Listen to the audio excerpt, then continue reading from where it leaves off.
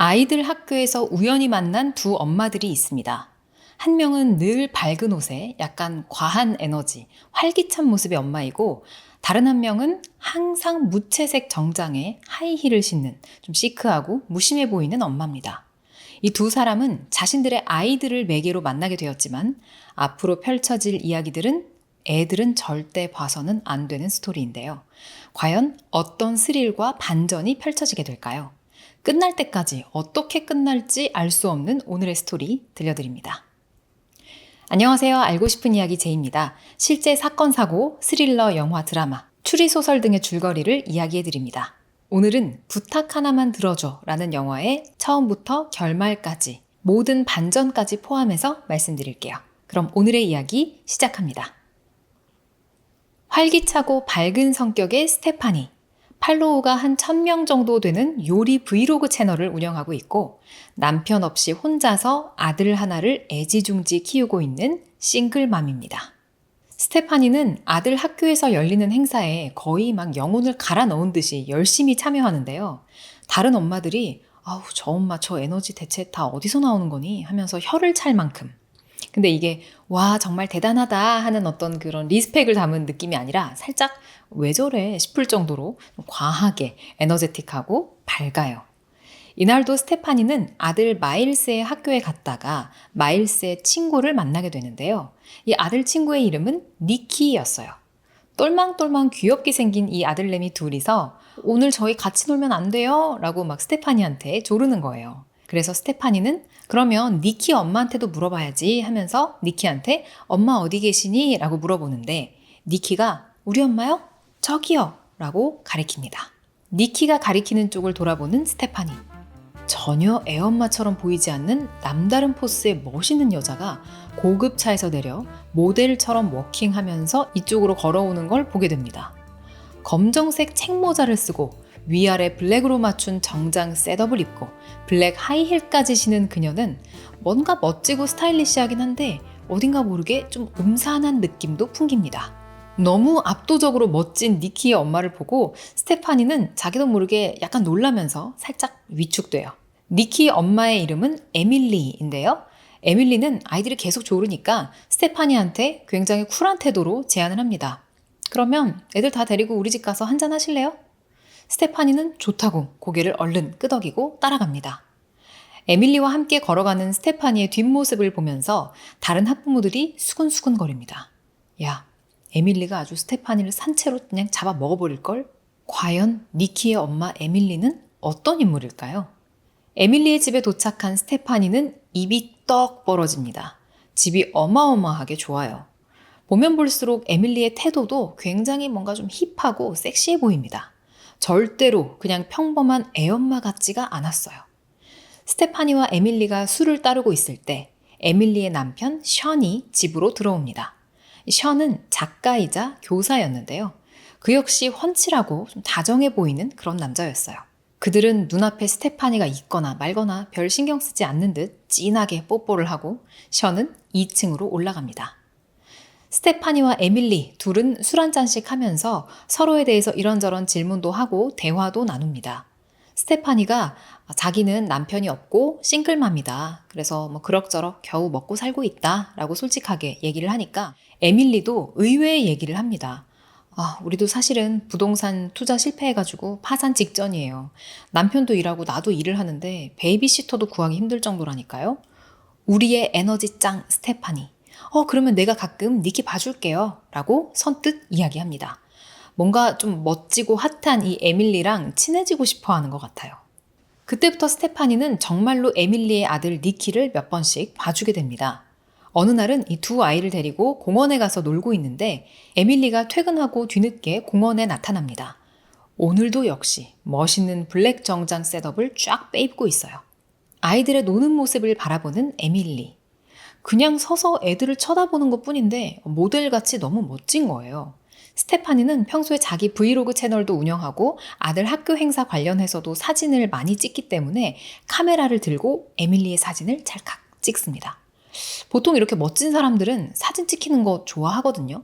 그런데 에밀리는 예상외로 아주 예민하게 반응합니다. 스테파니 방금 내 사진 찍었어요? 내가 사진 찍어달라고 부탁했나요? 스테파니는 깜짝 놀라서 좀 쭈뼛거립니다. 왜요? 되게 잘 나왔는데. 에밀리는 당장 지우라고. 지우지 않으면 저작권이든 초상권이든 아무튼 침해한 걸로 고소하겠다고 차갑게 말합니다. 스테파니가 놀라서 자 봐요. 지웠어요. 하고 보여주니까 에밀리는 다시는 그러지 말라고 경고합니다. 그녀는 왜 이렇게 사진 찍히는 걸 극도로 싫어하는 걸까요? 뭐 약간의 뻘쭘한 상황이 있기는 했지만 둘은 또 같이 에밀리의 집으로 와서 술 한잔을 합니다. 애들은 애들끼리 잘 놀고 엄마들은 엄마들끼리 점점 친해지고 있었어요. 둘은 소파에 앉아서 술을 마시는데 앉아있는 모습도 보면 에밀리는 셔츠에 정장 바지를 입고 좀 멋지게 앉아있고 스테파니는 화사한 원피스를 입고 좀 다소곳하게 앉아있습니다. 너무나 다른 두 사람. 하지만 둘 다 내밀한 비밀이 있었는데요. 에밀리가 먼저 이야기합니다. 나 남편이랑 남편 조교랑 셋이서 즐긴 적이 있어. 자신의 좀 내밀한 성생활에 대한 발칙한 비밀 한 가지를 말해주는데요. 스테파니는 좀 놀랐지만 뭔가 찌질해 보이기 싫어서 그리고 좀 쿨해 보이고 싶어서 과장되게 고개를 끄덕이면서 막 윙크를 합니다. 그런데 사실 정작 스테파니의 비밀이 더 충격적이에요. 스테파니가 어렸을 때 아빠가 돌아가셨는데 아빠의 장례식 날 어떤 남자애가 찾아왔다고 해요. 그의 이름은 크리스. 크리스를 보면서 스테파니는 와, 너무 잘생겼다 이렇게 생각하고 있는데 알고 보니까 모르고 있던 이복 오빠였습니다. 그날 시간이 너무 늦어서 이복 오빠는 스테파니가 지내는 곳에서 자고 가기로 했는데 그날 둘은 밤새 이야기를 나누다가 결국 키스를 했다까지 얘기하니까 에밀리가 짓궂게 말합니다. 거짓말, 그게 끝이야? 아닐 텐데, 너네 끝까지 갔지? 결국 스테파니는 맞다고 이복 오빠랑 잠자리를 했던 경험에 대해서 에밀리한테 솔직하게 다 털어놓습니다. 에밀리는 막 푸하하하 호쾌하게 웃으면서 스테파니의 엉덩이를 탁 치며 야, 너 마음에 든다 이렇게 외쳐요. 그렇게 한층 가까워진 둘. 이제는 내 아들의 친구 엄마라기보다는 그냥 이 둘이서도 친구 같은 사이가 됩니다. 그러던 어느 날 스테파니한테 에밀리가 전화를 걸어와요. 나 지금 일하는 중인데 급하게 해결할 게 좀 생겨서 우리 니키 좀 봐줄 수 있어? 우리 남편은 하필 또 시어머니가 다치셔서 런던에 가 있거든. 스테파니는 흔쾌히 알겠다고 합니다. 에밀리는 스테파니, 넌 정말 좋은 사람이야. 진정한 친구라고 하면서 고마움을 표해요. 하지만 이런 스테파니를 보면서 주변 사람들은 저거 돈도 안 받고 공짜로 보모 노릇 해주는 거지. 본인만 모른다니까. 이렇게 수군거립니다. 뭐 어쨌거나 스테파니는 이제 에밀리를 거의 뭐 베스트 프렌드처럼 생각하고 에밀리의 아들 니키도 정성껏 돌봐줘요. 그런데 그날 밤이 돼도 다음 날이 돼도 에밀리가 아들을 데리러 안 와요. 심지어 전화도 안 받습니다. 문자에도 답이 없네. 일이 너무 바쁜 걸까요? 아무리 그래도 그렇지 아들을 맡겨놓고 연락을 끊으면 어떡해요. 그래도 착하고 소심한 우리의 스테파니는 야, 너 왜 애를 맡겨놓고 연락이 안 돼? 이런 말 절대 못합니다. 에밀리 시간 나면 연락 줘. 할 수 있으면 가능하면 이런 식으로 말해요. 아휴, 한참을 기다린 스테파니는 이제 어쩔 수 없이 에밀리의 남편, 지금 어머니 병간호하러 런던에 가 있다는 션한테 전화를 겁니다. 여보세요? 션, 저 스테판인데요. 에밀리가 니키를 맡기고 떠난 지 이틀이 됐는데 연락이 없어요. 어머니 병원에서 전화를 받은 션은 한숨을 푹 쉬고 저 내일 돌아가는 대로 제가 니키 데려갈게요. 미안합니다. 라고 대답합니다. 다음 날 션이 돌아왔어요. 에밀리는 아직까지도 연락 두절 상태입니다. 결국 두 사람은 경찰에 신고를 하기로 해요. 경찰이 션과 스테파니에게 이것저것 물어보는데 혹시 에밀리랑 션 부부가 싸워서 에밀리가 집을 나간 건 아니냐라고 물어봅니다. 옆에 앉아있던 스테파니는 무슨 대변인처럼 자기가 나서가지고 아니에요. 이 둘은 너무 사이좋은 부부입니다. 여기 션도 정말 헌신적이고 좋은 아빠예요. 막 이렇게 얘기를 해줍니다. 스테파니는 이제 자기 요리 브이로그 방송에서 에밀리의 실종에 대해서 이야기하기 시작해요. 여러분, 저의 베스트 프렌드가 사라졌습니다. 만난 지 얼마나 됐다고 벌써 베스트 프렌드인지는 모르겠지만 아무튼 스테파니는 워낙 오지랖이 대단한 사람이기 때문에 내 친구 에밀리를 찾아야 되는데 경찰이 적극적이지 않은 것처럼 보이니까 자기가 직접 나서기로 한 거예요. 먼저 에밀리의 회사로 찾아가 보는데요. 스테파니는 에밀리의 사무실로 몰래 들어가 봅니다. 뭔가 단서가 될 만한 게 없나 이리저리 뒤져보다가 그녀의 얼굴이 찍힌 사진 하나를 발견해요. 실물에 비해서 너무나 초췌하게 나온 것 같은 그런 사진이었어요. 이야, 사진빨 엄청 안 봤네. 이래서 찍기 싫어한 건가? 어쨌든 스테파니는 이 사진을 가지고 나옵니다. 이걸로 에밀리를 찾는 전단지를 만들 생각이었어요. 그리고 에밀리의 빈자리를 채워주기 위해서 그녀의 남편 션과 아들 니키까지 아주 살뜰하게 돌봐줍니다. 음식도 차려주고 이것저것 집안일을 챙겨주기도 해요. 그렇게 에밀리의 집에서 그녀의 가족들을 챙겨주고 있던 어느 날 형사가 찾아옵니다. 형사는 에밀리의 남편 션과 대화를 나누는데요. 스테파니가 몰래 이들의 대화를 엿듣고 있습니다. 마이애미에 간다고 주변 사람들한테 말했었던 에밀리는 사실 마이애미에 간 적이 없으며 흰색 기아차를 렌트했다라는 사실을 알게 돼요. 형사는 또 남편 션에게 아내 에밀리의 신체적 특이사항은 없는지 물어봅니다. 션은 아내의 왼쪽 손에 이런 모양의 타투가 있다라고 설명을 해줍니다. 자, 이렇게 얻은 정보로 스테파니는 또 자기 요리 브이로그 채널에서 방송을 진행하기 시작합니다. 여러분, 사라진 제 친구 에밀리가 흰색 기아차를 렌트했다고 합니다. 그러자 방송을 보던 시청자 한 명이 그녀를 봤다는 제보를 해옵니다. 미시간에 있는 스탠디쉬라는 곳의 한 주유소에서 흰색 기아차에 주유하는 여자를 봤다라는 내용이었어요. 그리고 이윽고 에밀리의 남편 션에게 미시간에서 렌트카를 찾았다는 연락이 옵니다. 그럼 에밀리는 무사한 걸까요? 안타깝게도 그녀는 호수에 빠져 사망한 상태로 발견됐다고 합니다. 호수에서 떠오른 그녀의 시신 왼쪽 손목에는 남편 션이 설명했던 모양과 똑같은 타투가 새겨져 있었어요. 스테파니는 에밀리를 찾을 때에도 파이팅 넘치게 열심히 했고 에밀리를 떠나보낼 때도 장례식에서 열심히 음식을 준비합니다. 약간 조금 이상할 정도로 늘 에너지가 넘치는 스테파니. 이번엔 뭐까지 열심히 할까요? 슬퍼하는 에밀리의 남편 션을 다독다독 해주고 위로도 해줍니다. 그러다 뽀뽀도 한번 하고 그러다가 침대로까지 가게 됩니다. 참 뭐든지 열심히 하죠. 항상 파이팅이 넘칩니다. 이 남편 션도 좀 그래요. 에밀리가 죽은 지 지금 얼마 되지도 않았는데 스테파니한테 같이 살자고 얘기합니다. 스테파니는 조금 너무 이르다. 사람들이 뭐라고 생각하겠냐 하면서도 션이 당신이랑 함께라면 아이들이랑 다 같이 정말 잘 살 수 있을 것 같아 라고 말하니까 홀딱 넘어가고 맙니다. 스테파니는 오케이, 그러면 이제 내가 이 집안의 안주인이 되겠어 라고 결심을 하고 또 열심히 이사 준비를 합니다. 우선 에밀리의 집 거실에 떡하니 크게 전시되어 있었던 에밀리의 누드 초상화를 치워버려요. 그리고는 에밀리의 옷방에 들어가서 비싸 보이는 멋진 블랙 드레스를 입어보기도 합니다. 거울에 비춰보면서 나도 이렇게 보니까 좀 멋있는데 하고 있을 때 띵동, 에밀리의 집에 누군가 찾아옵니다. 에밀리 실종 사건 담당 형사가 와 있었어요. 형사는 에밀리의 부검 소견을 보여주면서 알코올로 인한 간 손상과 약물 성분이 발견됐다고 말해줍니다. 술이야 에밀리가 자주 마셨다고 하지만 이상하다. 약을 하는 건 몰랐는데. 더불어 에밀리의 남편 션이 에밀리가 실종되기 전에 생명보험을 400만 달러나 들어놨다는 사실도 형사로부터 듣게 돼요. 뭔가 냄새가 나는 것 같죠? 스테파니는 의심 가득한 눈빛으로 서재를 한번 뒤져보는데 서랍에서 어떤 서류와 함께 션이 남긴 것 같은 쪽지를 보게 됩니다. 그 쪽지에는 에밀리, 여기 빨리 서명해 줄래? 보험사에서 빨리 해달래 라고 적혀 있었어요. 설마 이 스윗하고 멋진 션이 보험금을 노리고 에밀리를 해친 걸까요? 마음이 복잡해진 스테파니는 션을 찾아갑니다. 그가 교수로 있는 학교로 갔는데 조교랑 진하게 껴안고 있는 션을 목격합니다. 저건 또 뭐야? 질투가 나는 건 둘째치고 션이 진짜로 수상합니다. 일단 스테파니는 아무 말도 하지 않아요. 집으로 돌아온 션과 아이들이랑 다 같이 식사를 하는 시간. 스테파니는 샐러드를 아작아작 씹으면서 션을 빤히 바라봅니다. 이 자식이 설마 조교랑 바람나서 에밀리를 그렇게 하고 보험금은 지가 차지하려고 하는 건가? 스테파니의 불꽃 눈빛을 본 건지 못 본 건지 션은 아무렇지 않게 아들 니키한테 아들 오늘 학교 어땠어? 하고 묻습니다.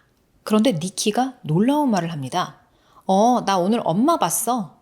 션만 노려보고 있던 스테파니도 깜짝 놀라서 니키를 쳐다봅니다. 식사를 하던 션은 당황한 채로 아들한테 말합니다. 그래, 니키, 누군가가 너무 보고 싶으면 가끔 보이는 것처럼 착각할 수도 있어. 그러자 니키는 눈을 똘망똘망하게 뜨면서 말합니다. 아니야, 진짜 봤어. 축구하고 있는데 울타리 바깥쪽에 있었어. 꽤나 구체적인데요. 니키는 엄마가 스테파니한테도 안부 전해달래 라고까지 말합니다. 소름이 쫙 돋는 스테파니. 저 어린 니키가 거짓말을 하는 것 같지는 않고 스테파니는 자꾸만 그냥 느낌에 에밀리가 안 죽은 것 같은 거예요. 살아있는 것 같다는 느낌이 듭니다. 션한테도 얘기를 해보는데 그는 내가 다 확인했어. 타투도 있었고 반지도 에밀리 거 맞고 확실해. 에밀리는 죽었어. 오케이, 헛생각하지 말고 현실의 삶에 집중하자. 스테파니는 마음을 다잡고 이제 정말로 션과 살림을 합칠 준비를 합니다. 자기가 살던 집도 팔아버렸고 에밀리의 드레스룸에서 에밀리의 옷을 싹 꺼내 정리하기 시작했어요. 자기 물건 이삿짐을 잔뜩 싣고 와서 이제 이 드레스룸에 내 옷을 채워 넣어야지 하면서 막 룰루랄라 들어왔는데 아까 분명히 자기가 다 꺼내서 한쪽으로 치워놨던 수많은 에밀리의 옷과 장신구들이 다시 원래대로 정리되어 있습니다. 이제 스테파니는 정말로 두려움을 느끼기 시작해요. 어느 날 자신의 아들 마일스와 에밀리의 아들 니키를 학교에서 함께 픽업해서 태우고 돌아오는 길. 스테파니에게 뒷좌석에 앉아있던 니키가 뭔가 쓱 내밉니다. 아줌마, 이거 우리 엄마가 갖다 주래요. 보니까 노랑 봉투예요. 스테파니는 너무 깜짝 놀라서 사고를 낼 뻔합니다. 끼익 브레이크를 밟고 막 기우뚱 겨우 충돌을 피했어요. 그렇게 기진맥진한 채로 집에 도착을 했습니다. 이제 집이라고 하면 에밀리가 살던 집을 말하는 겁니다. 같이 들어와서 살고 있으니까. 떨리는 마음으로 봉투를 열어보는데 사진 한 장이 들어있습니다.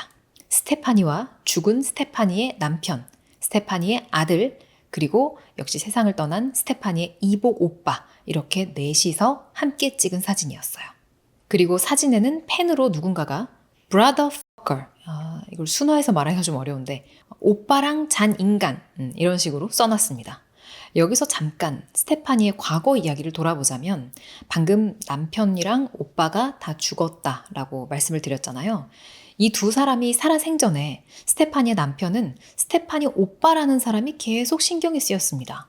이복 오빠라고 하는데 누가 보면 꼭 애인같이 둘 사이에 묘한 기류가 흐르는 것 같기도 하고 너무 가까운 것처럼 보였어요. 급기야는 아들 마일스가 내 아들이 맞나? 설마 저 이복 오빠라는 크리스의 아들이 아닐까? 하는 생각까지 하게 됩니다. 스테파니는 이런 의심을 받고 발끈해요. 좀 말도 안 되는 소리 좀 하지 마 라고 일축하는데 어느 날 남편이 이복 오빠 크리스랑 대화 좀 해보겠다고 둘이서 차를 타고 나갔다가 교통사고가 나서 둘 다 한꺼번에 목숨을 잃게 된 거였어요. 그리고 또 하나의 진실. 마일스는 스테파니 남편이 아니라 정말 크리스의 아이가 맞았습니다. 스테파니는 이런 어두운 과거를 가슴에 묻고 살아가는 사람이었어요. 이런 상처를 감추기 위해서 아마 그렇게 과하게 막 밝고 활기차게 살아가는 것 같아요. 따르릉! 갑자기 전화가 걸려오는데 발신번호 제한 표시가 뜹니다.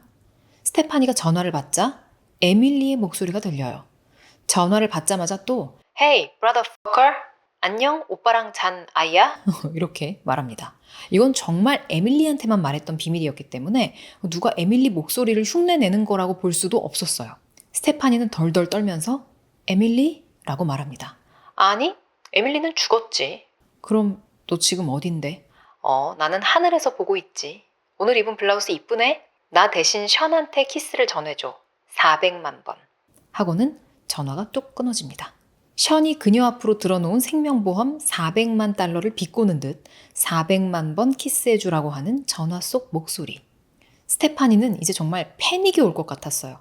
션을 찾아가서 마구 이야기합니다. 아니 미치겠다니까. 에밀리한테 진짜 전화가 왔었다니까. 진짜라니까. 그렇지만 이번에도 션은 믿지를 않아요. 오히려 자기 정신과 의사 좀 소개시켜줄까?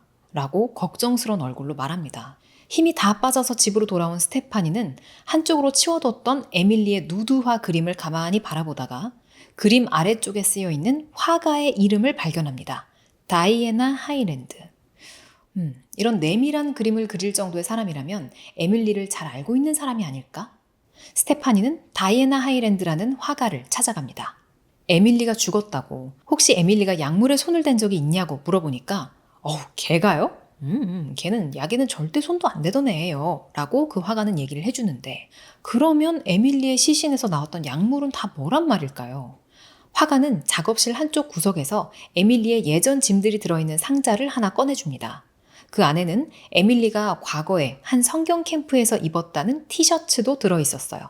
이 티셔츠의 로고를 보고 스테파니는 스쿼 호수 성경 캠프라는 곳으로 찾아갑니다. 이 정도면 스테파니가 웬만한 경찰이나 형사들보다 더 집요하게 수사하는 것 같죠? 캠핑장에 도착한 스테파니는 관계자들을 만나서 그 특유의 친화력으로 캠핑장이 너무 좋네요. 막 이렇게 너스레를 떨며 혹시 옛날 앨범이나 사진 같은 것 좀 볼 수 있을까요? 하고 슬쩍 물어봅니다.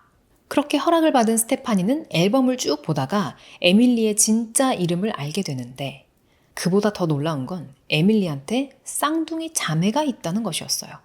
신나게 배를 타는 두 여자아이의 사진 아래 호프와 페이스 맥랜든이라고 쓰여 있습니다. 그러니까 이들은 각각 호프 맥랜든 그리고 페이스 맥랜든이라는 이름을 가진 쌍둥이였던 겁니다. 이름은 참 예쁘죠. 호프 그리고 페이스, 그러니까 희망이랑 믿음. 스테파니는 그렇게 얻은 정보를 가지고 이 쌍둥이 엄마한테 전화를 걸었어요. 안녕하세요. 마거릿 맥랜든 씨. 예전에 아이들이 왔던 성경 캠프 원장인데요. 그러자 엄마가 기겁을 합니다. 아니, 걔네가 또 뭐 사고 친 거 아니죠? 걔네는 떠난 지 오래됐어요. 아주 진저리를 치는데 전화를 끊으면서 스테파니는 회심의 미소를 짓습니다. 찾았다. 집념의 스테파니는 그렇게 호프와 페이스가 어릴 때 살던 집으로 찾아갑니다. 안녕하세요. 청소 도우미 글로리아라고 합니다. 또 능글맞고 자연스럽게 거짓말을 하면서 집 안으로 들어가는데요. 집이 궁궐같이 굉장히 크고 웅장합니다. 그런데 건물 한쪽은 완전히 불에 타버린 모습이에요.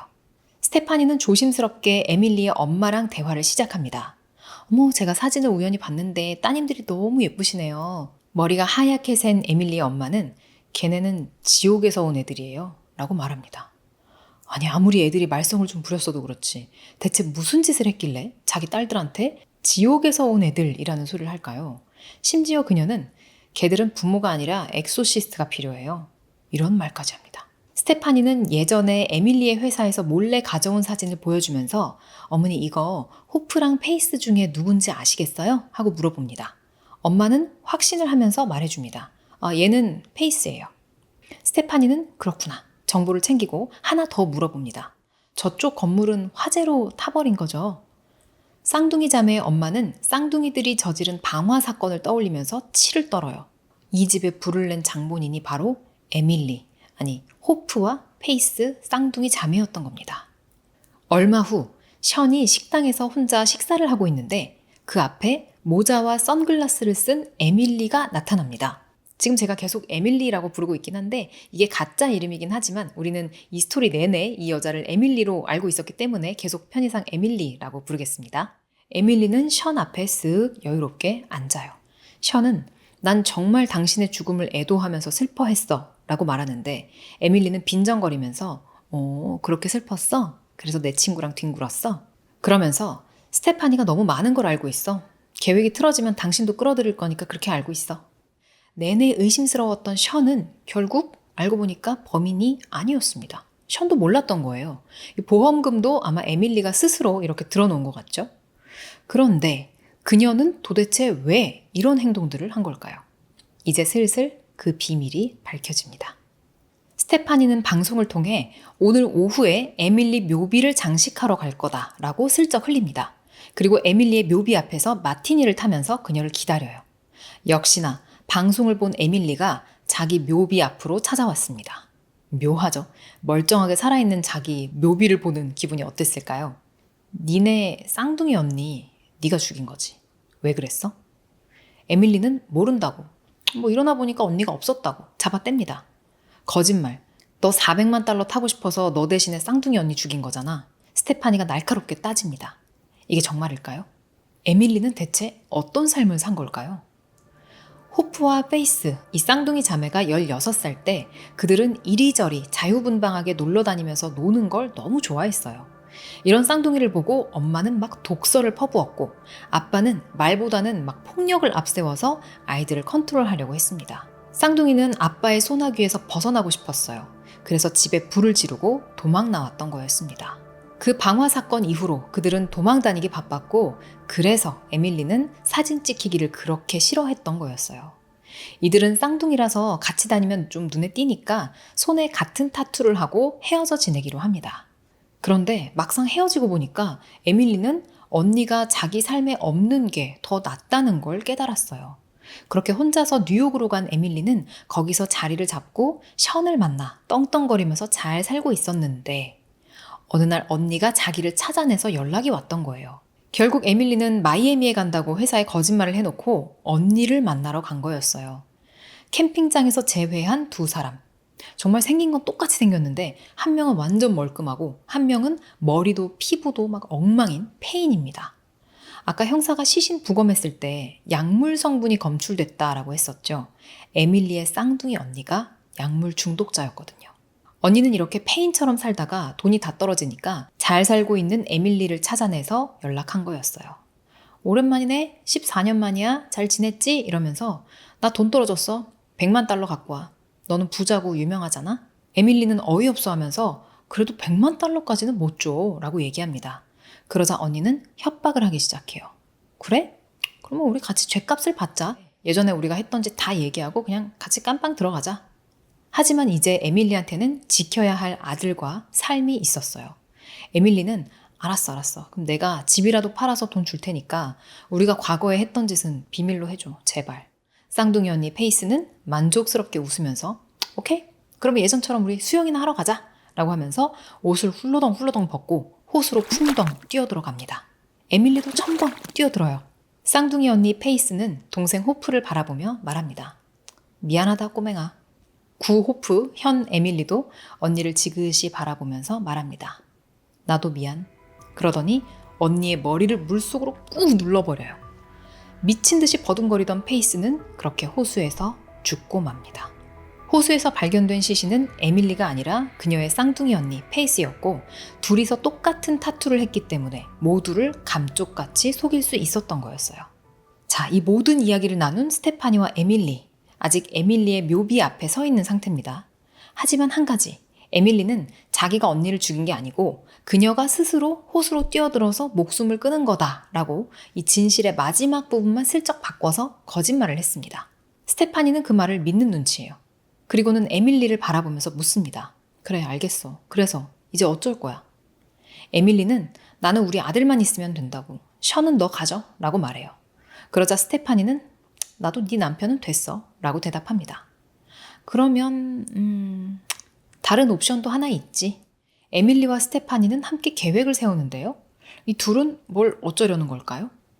에밀리는 아무도 없는 곳으로 가서 공중에다가 무거운 렌치 같은 공구를 확 집어 던져요. 그리고 자기 얼굴에 그 공구가 쿵 떨어지게 해서 상처를 만듭니다.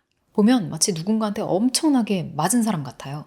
그렇게 시퍼렇게 피멍이 든 상태로 에밀리는 경찰서를 찾아갑니다. 이 둘은 션을 골로 보내버리고 스테파니가 에밀리의 비밀을 지켜주는 대신에 보험금을 나눠 가지려는 걸까요? 션이 체포됩니다. 에밀리는 그때부터 착한 아내 연기를 하면서 션을 선처해달라고 해요. 결국 션은 보석으로 풀려납니다. 억울한 누명을 쓰고 경찰서에 있다가 돌아온 션. 집에 돌아와서 문을 여는데 에밀리가 화사한 하늘색 꽃무늬 원피스를 입고 얼굴에는 피멍이 아직 든 채 소름 끼치게 웃으면서 그를 기다리고 있어요. 에밀리는 씩 웃으며 그를 바라봅니다. 그때 스테파니가 씩씩거리면서 그 둘 앞에 나타나요. 그런데 스테파니가 총을 들고 있습니다. 그거를 션한테 겨누면서 소리쳐요. 당신 나를 이용했어. 그러더니 에밀리를 보면서 너도 날 이용했지. 그러더니 다시 션을 보면서 난 너를 사랑했어. 그리고 또 에밀리를 보면서 너도 사랑했어. 진짜 친구라고 생각했지. 그러면서 곧 션한테 총을 쏠 것처럼 굽니다. 그러자 에밀리가 당황하면서 야야야 오버하지 마. 그냥 이 사람 죽이자는 게 아니고 감옥에만 보내자는 얘기라니까 라고 말해요. 두 사람이 짠 계획이 그거였나 봅니다. 하지만 스테파니는 폭주하면서 여전히 두 사람한테 총을 겨누며 윽박지릅니다. 그래, 그럼 에밀리, 네 언니 누가 죽였는지 진실을 말해줘. 난 니네 언니가 스스로 간 거라는 말을 못 믿겠거든? 에밀리가 끝까지 말하지 않자 스테파니가 그래? 그럼 알았어 하고 펑! 션을 쏴버립니다. 윽! 하고 션이 쓰러졌어요. 흰 셔츠에 빨간 피가 번지기 시작합니다. 깜짝 놀란 에밀리는 알았어, 알았어. 내가 언니를 죽였어. 흑흑흑 하고 우는 척을 하려다가 갑자기 정색을 하고는 야야, 다 집어쳐 라고 말하면서 발로 툭툭 션을 찹니다. 일어나. 쇼는 끝났어. 너 안 죽은 거 알아. 자, 이건 또 무슨 상황이냐. 먼저 에밀리는 스테파니랑 짜고 션을 감옥에 보내버리고 자기는 보험금으로 아들이랑 행복하게 살려고 했어요. 하지만 이 스테파니가 에밀리한테 협조하는 척 하면서 뒤로는 경찰과 션과 함께 에밀리의 자백을 받아내서 그녀를 체포하려는 작전을 짰던 거예요. 근데 방금 에밀리가 그래, 언니는 내가 죽였어 라고 자백을 하긴 했잖아요. 하지만 소용이 없었습니다. 왜냐? 에밀리가 말해요. 니네 둘이 경찰이랑 뭔 일을 꾸미고 있다는 느낌은 받았지. 아마 션의 누명을 벗기려면 내 자백이 필요했을 거야. 근데 경찰이 마이크 심어놓은 거 보고 내가 대충 눈치를 챘어. 그래서 내가 도청기를 끊어놨어. 그리고 에밀리는 이번엔 진짜 권총을 들고 둘을 협박하기 시작합니다. 션은 울부짖습니다. 이런 미친 여자, 당신은 처음부터 미쳤었어. 에밀리는 내가? 하고 쓱 돌아보더니 무심하게 션을 쏴버립니다. 이번에는 션이 진짜로 총을 맞고 쓰러지고 에밀리가 스테파니를 돌아보며 이제 네 차례야 하는데, 그러자 스테파니가 너 있잖아, 내 브이로그에 출연해서 니네 언니 죽인 얘기하면 내 브이로그 구독자 100만 명은 생길 것 같다. 그치? 이런 얘기를 합니다. 에밀리는 응? 그게 뭔 소리야? 황당하다는 듯 스테파니를 쳐다보는데 스테파니는 자신의 옷에 달린 단추를 톡톡톡 치면서 몰랐어? 지금 생방송 중이었거든. 그게 카메라였던 거예요. 자, 내 구독자들한테 인사해. 에밀리는 이 모든 작전을 션과 스테파니가 경찰이랑 짠 줄 알고 도청장치만 끊어놨었는데 사실은 스테파니가 생방송으로 지금 이 모든 상황을 다 송출하고 있었던 거였어요. 에밀리는 그제서야 사태 파악이 된 듯 스테파니를 노려보면서 이런 오빠랑 잔 기집애라고 말하고 빠르게 뛰어서 도망갑니다. 하지만 차에 치여서 바닥에 쓰러지고 경찰에 체포까지 돼요. 스테파니는 이후에 정말로 구독자 100만 명을 달성하게 되고 요리와 함께 사건을 추리하는 채널을 운영해 나갑니다. 오늘은 소설이 원작인 영화 부탁 하나만 들어줘 줄거리를 전해드렸습니다. 저는 다음 시간에 다른 이야기로 다시 찾아오겠습니다.